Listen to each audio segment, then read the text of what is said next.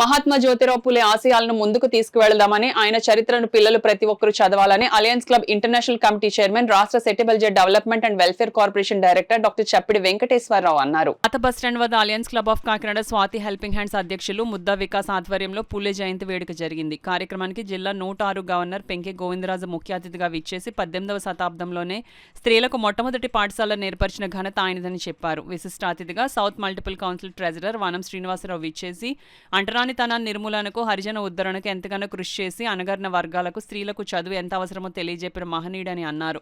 కార్యక్రమంలో డీసీఎస్ పెంకె శివకుమార్, బుజ్జి కిరణ్ క్లబ్ సభ్యులు పాల్గొన్నారు.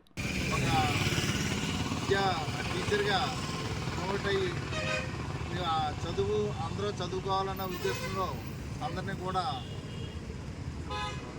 ఆడవాళ్ళందరినీ కూడా ఒక చైతన్యంగా తీసుకొచ్చి వాళ్ళందరినీ కూడా చదివించడం.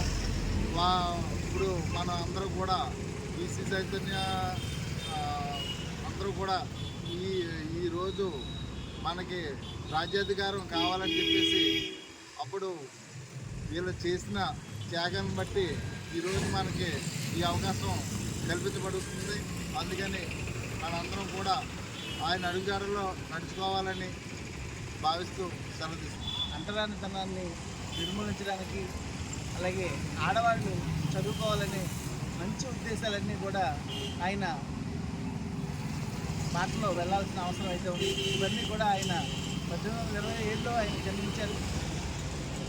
తర్వాత సావిత్రిబాయి పూలేని వివాహం చేసుకున్న తర్వాత ఆడవాళ్ళకి ప్రత్యేకంగా స్కూల్ ఉండాలని చెప్పేసి 18వ శతాబ్దంలోనే ఆయన స్కూల్ కూడా ఫస్ట్ ఏర్పాటు చేయడం జరిగింది. మహిళలకి మొట్టమొదటి స్కూల్ ఎవరు స్థాపించారంటే Mahatma Jyotirao Phule.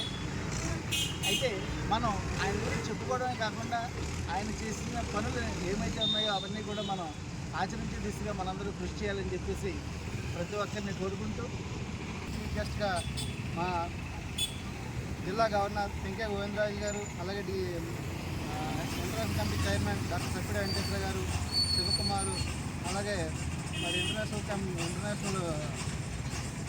South multiple treasurer వనం శ్రీనివాసరావు, నేను ఈ కార్యక్రమాలు పాల్గొనడం జరిగింది. మరి జ్యోతిరావు పూలేని ఆదర్శంగా తీసుకొని అట్టడుగు వర్గాలందరినీ కూడా బయటికి తీసుకొచ్చినటువంటి మహనీయుడు జ్యోతిరావు పూలే. ఎందరికో ఆదర్శంగా నిలుస్తూ మరి ఆయన ఆచరించిన బాటని మనం కూడా ఈ సమాజంలో 10 మందికి విద్యను అందించే విధంగా కృషి చేయాలని, మరి ఆర్థికంగా అన్ని రకాల్లో కూడా ముందుండాలంటే చదువుని ప్రతి ఒక్కరు కూడా చదువుకుని అందరూ కూడా చైతన్యం కావాలని, రాజకీయంగా కూడా బీసీలందరూ కూడా చైతన్యం కావాలని ఈ సందర్భంగా పిలుపునిస్తారు.